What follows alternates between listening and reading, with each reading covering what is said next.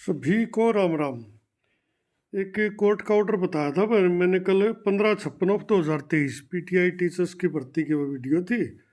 इसमें जो कि 2010 की भर्ती थी 2020 में मुआरद हो गई थी, उसके बाद दोबारा जो है ना कोर्ट के आदेश से पेपर आया था और उसके बाद वह भर्ती हो गई थी और उसके बाद लगातार उस पर केस चल रहे हैं। कई प्रकार की अनियमितता थी। फिलहाल इस 15/56 में जो है ना सभी सिलेक्टेड कैंडिडेट को नोटिस हो गए हैं। कल की बात को मैं आगे बढ़ाता हूँ। ये कौन ये केस करने वाले हैं, कि इनकी डिमांड है, के आरोप संवृत्ति पे, उन सारे की इस वीडियो में बात करेंगे। That the petitioners are resident of state of Haryana and being citizen of India are entitled to invoke the extraordinary writ jurisdiction of the honourable court under article 226/227 of the constitution of India. यानी कि जो petitioner है वो हरियाणा निवासी है और भारत के जो है ना नागरिक है, तो वो जो है ना कोर्ट में यह बात अपनी इस आर्टिकल के तहत उठाना चाहते हैं। That the petitioner were selected as PTI जो है ना 20/7/2006 को जो भर्ती निकली थी उसके तहत जो है ना सेलेक्ट हुए थे 2010 में।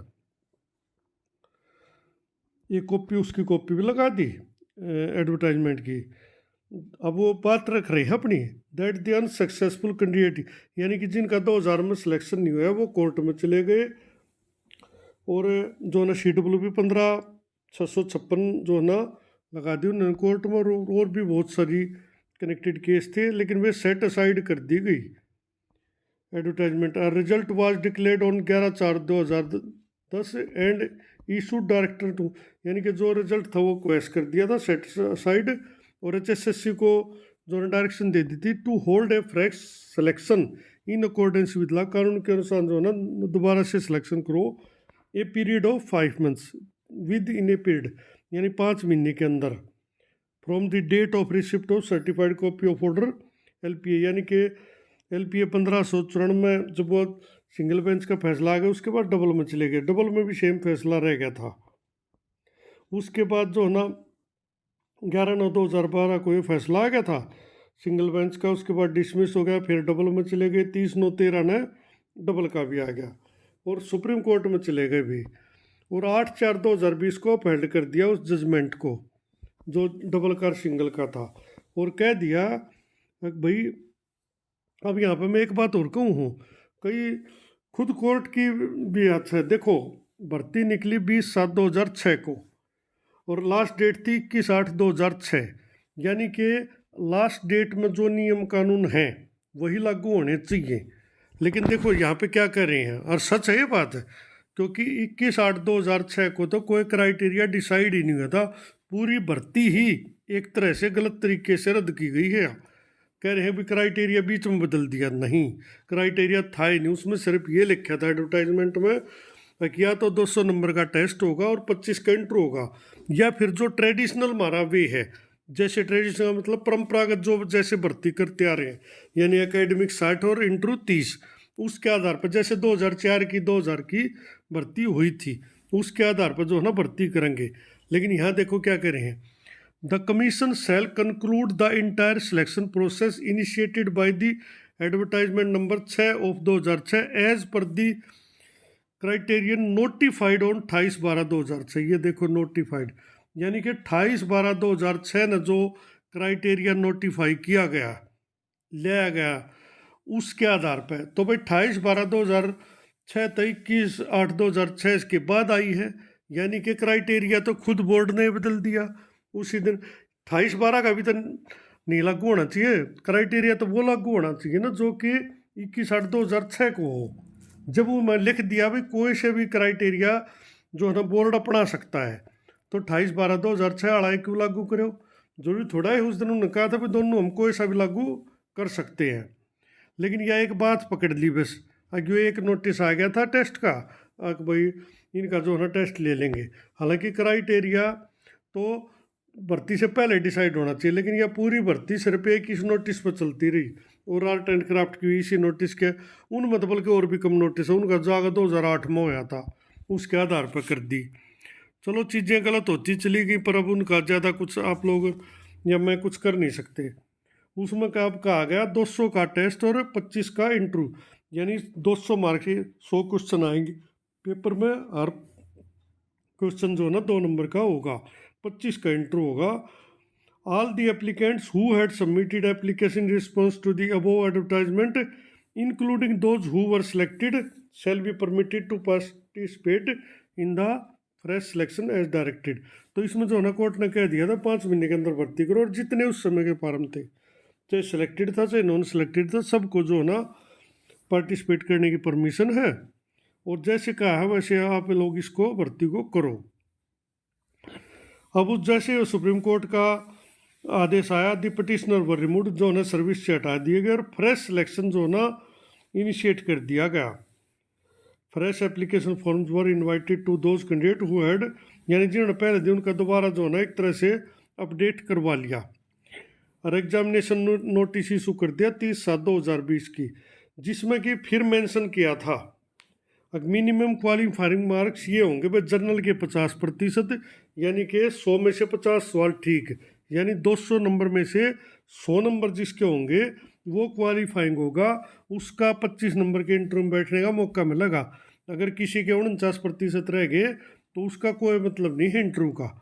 SC/BC में या 45% की कंडीशन थी भाई, ESM में थी ex serviceman 40%, DSM and outstanding sports person as for general SC/BC candidate as the case में बी। एक copy of the notice issue हो गया 30/7/2022। वो अब क्या होता है, रिटन एग्जामिनेशन हो गया 23/8 ने, और रिजल्ट आ गया 24/9 ने। The candidate who were called for scrutiny of documents come interview, यानी उसके बाद 24/9 के बाद ये बुला लिए भाई डॉक्यूमेंट स्क्रूटनी और इंटरव्यू के लिए। Written examination declared on 24/9। The answer key was uploaded on 27/9, उसके बाद आ गया आंसर की 27/9 में, 3 दिन के बाद। अब जो कैंडिडेट थे वो अपीयर हुए भाई 1, 3 और 4 को अपीयर हो गए, और 5 तारीख को जो है ना इनका रिजल्ट आ गया ज्वाइनिंग के लिए आ गया, क्योंकि 5 से कम हुए थे भाई, 1983 की भर्ती थी, 1000 से भी कम पास हुए थे। तो इंटरव्यू तो था ना मात्र का, एक तरह से डॉक्यूमेंट स्क्रूटनी थी, और इनके जो है ना ज्वाइनिंग के ऑर्डर हो गए थे थोड़े कुछ ही दिन बाद बस। अब यहाँ पे क्या कहते हैं कि जब फाइनल आंसर की I uploaded on the website 5/10/2020 और फाइनल रिजल्ट आ गया, वुड शो दैट, उसमें जो है ना दिखाया गया अलॉन्ग विद फाइनल रिजल्ट, क्योंकि पहली जो आंसर की आई उसके बाद ऑब्जेक्शन मांगे गए, उसके बाद जो है ना फाइनल आंसर की आई 5/10 के बाद, that there was a change in the answer key, उसमें जो है ना आंसर की में चेंज कर दिया गया, क्योंकि कुछ सवालों पर जो है ना ऑब्जेक्शन थे वो बोर्ड ने विड्रा किए। Question number 78 of set A, as the answer was D in the answer key annexure as P5, whereby in the final, यानी पहली में जो है ना उसका आंसर डी था, और फाइनल में उसका 78 नंबर का ए सेट के का बी कर दिया। However there was no revised result, लेकिन अब की मुद्दा की ये बताया इन्होंने, अभी आंसर तो चेंज कर दिया लेकिन रिजल्ट जो रिटन एग्जामिनेशन का तो उसमें कोई चेंज नहीं किया गया, and straight with the final result was declared along with the final answer key, यानी कि इनका मामला कहने का कि एक भी नंबरों में बदलाव तो होना चाहिए था, लेकिन रिजल्ट में कोई बदलाव नहीं हो गया, न्यू के न्यू रह गए, और ये न्यू का हमने उल्टे भी ले लिया और आंसर ही बदल दिया। और कब क्या आगे क्या कह रहे हैं 11वें नंबर पर, that perusal of the final answer key would show that 4 question were withdrawn, और जो फाइनल आंसर की है उसमें कह रहे हैं 4 क्वेश्चन जो है ना विड्रा कर दिए गए हैं, एंड क्यों 1 question the answer was changed, यानी कि 4 तो बिल्कुल विड्रा कर लिए, एक का आंसर बदल दिया। A pursuit of the impact final result declared by the commission would show that there has been no change in the result, लेकिन इतने करने के बाद भी जो रिजल्ट में कोई चेंज नहीं हुआ रिटन एग्जामिनेशन के में, and all the candidate who have been selected are the same who, यानी इनका कहने का मतलब है जो रिटन एग्जामिनेशन का रिजल्ट था वो न्यू का न्यू, उन्हीं का सबका सिलेक्शन हो गया, कोई चेंज उसमें नहीं किया। After the answer key was revise the final answer key was issued 4 question were removed and answer of 1 question was change, जबकि जो ना 4 क्वेश्चन विड्रा कर लिए गए थे, रिमूव हटा दिए थे, और एक का आंसर चेंज कर दिया, meaning thereby the 5 question which were evaluated earlier were either removed in the final answer key और their answer changed in the final answer key, यानी कि या तो वो उल्टे लिए गए या वो एक क्वेश्चन का बदला गया। Therefore the commission should have issued the revise result of the written examination. तो इनका कहना है कमीशन को जो ना रिवाइज रिजल्ट जारी करना चाहिए था, क्योंकि इतना चेंज इसमें आ गया। As the answer key had change but it proceeded and, यानी कि रिवाइज रिजल्ट नहीं किया, decided and declare the result without any changes. ये एक तो आरोप ये हो भाई। अब उसके बाद कुछ कैंडिडेट जो है ना दोबारा कोर्ट में गए भी कि ये सवाल नहीं है। अब उस रिट पिटीशन में फैसला आया कि भाई जो है ना इसको देखो आप, और सारे ऑब्जेक्शन जो है ना मांगे गए। उसके बाद आप सबको भी पता होगा 26/7/2022 ने ऑर्डर दे दिया था। उसके बाद जो डायरेक्शन इशू करी कर HSSC ने 9/9/22 एंड मोर कैंडिडेट वर कल, और जो है ना उसके बाद दोबारा से स्क्रूटनी के लिए बुला लिए। और आगे चलते to mention all the roll number which have been as November. ये काफ़ी लंबी वीडियो हो जाएगी भाई, यानी 5/10/2020 को जो इंटरव्यू के लिए थे उनसे अलग ये कैंडिडेट आ गए। सब्जेक्ट एक्सपर्ट वगैरह की राय लेकर following candidate that now in the present 13/12/2022 को भाई फिर जो है ना रिजल्ट रिवाइज कर दिया, और 400 से 450 कैंडिडेट और बुला लिए। और अगेन जो है ना फाइनल आंसर की जो है ना अपलोड कर दी। उसमें फिर जो final revise answer key now uploaded on the website, the commission would show that now again 4 more question have been withdrawn. अब ये कह रहे हैं कि 4 पहले ले लिए, 4 और विड्रॉ करते हैं हम। Thus in total 8 questions have been withdrawn by the commission till date and 2 question number 12 of set A, both answer A and D मान लिया have been taken to be correct, it has been mentioned in the revised answer की है, उसमें दे रखे थे, उसी की copy इसमें लगा दी चारों के से। अब क्या कहना है इनका, that there for benefit of 8 question have been given to all. तो जो है 8 क्वेश्चन सबको दे दिया, यानी कि 16 नंबर तो सबको दे दिए जिसका कब था चाहे ना था। Question 1 question 2 option have been shown to be correct and again 78 of set B, यानी ए डी उसका सही मान लिया। Meaning thereby the complete answer key has been revised by the commission while declaring the revise result, यानी complete answer key इसमें change होगी। अब क्या कहना है 18 नंबर पॉइंट में, that the whole selection had been set aside bye the honourable high court earlier, क्योंकि सारा जो ये सिस्टम था भर्ती का था वो सेट असाइड की थी, और जजमेंट सुप्रीम कोर्ट ने अपहेल्ड किया था only because the criteria had been change by the commission, क्योंकि कमीशन ने जो है ना बीच में क्राइटेरिया चेंज किया गया था। had noticed the fact and the criteria which was adopted by the commission had been changed midway, and therefore the rules of game had been changed after the game had already been। ये उसमें court में फैसले में कहा था भाई। और 30/7 का भी वो था, मतलब 50/45 पे बात कह रहे हैं। हम ये कह रहे हैं the commission by giving benefit of 8 question to all has modified altered the selection process. तो इनका कहना है जी 8 क्वेश्चन का सबको बेनिफिट देना, इसका मतलब इन्होंने उस जो डिसीजन था उसको मॉडिफाई कर दिया, अल्टर्ड कर दिया, यानी उसको जो टेलर मेड शब्द यूज कराया था कोर्ट ने बड़े फैसले में जो सिंगल बेंच का था, तो अल्टर्ड यानी सिलाई कर दी इसकी अपने मनमाने ढंग से, जैसे जी करे इनको तोड़ मड़ोड़ कर बेनिफिट दे दिया भाई। और process which categorically mentioned that minimum qualifying marks has to be secured in order to be eligible for the next process, यानी इंटरव्यू के लिए जो कि फिक्स था पहले से, अब भाई इतने नंबर कैटेगरी वाइज आने चाहिए। The commission by giving the benefit of 8 question to all has lowered the required minimum qualifying marks, यानी कि कमीशन ने जो ये 20 नंबर की ग्रेस दे दी एक तरह से, अगर 16 नंबर तक कति पकड़ा दिए, और 4 नंबर के आंसर डबल मान लिए जो कि नहीं मानने जा सके। Which is not permission as per the public notice, जो कि जो पब्लिक नोटिस आया था 30/7/2020 का, उसके अंतर्गत जो है ना परमिशिबल नहीं है, इजाज़त नहीं है, और सुप्रीम कोर्ट के आदेश के अनुसार। अब आगे 19 में दूसरा पॉइंट है, that more over it is not possible that 1 question can have 2 answer. इसके अलावा कहना है कि ये कभी भी पॉसिबल नहीं कि एक क्वेश्चन के 2 आंसर ठीक हो। However the commission has given 2 answer as correct, लेकिन कमीशन ने जो है ना 2 आंसर को करेक्ट बना दिया है, ये उनके साइड भी दे दिया है। अब ये कह रहे हैं पिटिशनर जो है ना इसके बारे में जानकारी जुटाई। एंड एक कैंडिडेट जिसका नाम राजकुमार है, being roll number 60 23 13 52, belonging to general category. जो कैंडिडेट भाई जनरल कैटेगरी से बिलोंग करता है, और ही वाज ऑब्टेनिंग 78, इसको 78 नंबर आए earlier in the written examination में। और now after the revised final answer key uploaded, he is being shown to have obtained 108 mark. यानी इनका एक आरोप यह है भी इस कैंडिडेट के पहले 78 मार्क्स थे और फाइनल आंसर की में इसके 108 हो गए, और इसमें 30 नंबर का अंतर आ गया, जबकि अधिक से अधिक 20 नंबर का अंतर आ सकता है।